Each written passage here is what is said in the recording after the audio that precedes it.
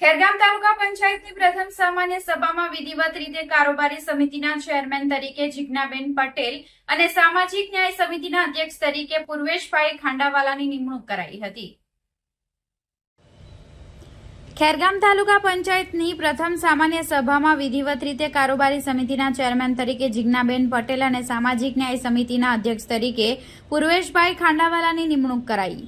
ખેરગામ તાલુકા પંચાયત પ્રથમ સામાન્ય સભા પ્રમુખ હંસાબેન પટેલના અધ્યક્ષસ્થાને તાલુકા વિકાસ અધિકારી અરુણ નાયક, ઉપપ્રમુખ મુકેશ પટેલની ઉપસ્થિતિમાં યોજાઈ હતી। આ સભામાં કારોબારી અને સામાજિક ન્યાય સમિતિના સભ્ય અને અધ્યક્ષોની વિધિવત નિમણૂક સાથે વિકાસના કામોને લીલી ઝંડી આપવામાં આવી હતી।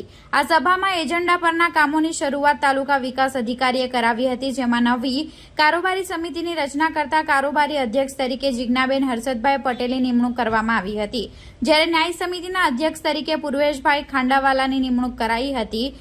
ખેરગામ તાલુકા ભાજપ પ્રમુખ લીતેશભાઈ, જિલ્લા પંચાયતના સભ્ય મોહિનીબેન પટેલ, હેતલબેન આહિર, તાલુકા સંગઠનના હોદ્દેદારો, કાર્યકર્તાઓ, તાલુકા પંચાયતના તમામ સભ્યો ઉપસ્થિત રહ્યા હતા।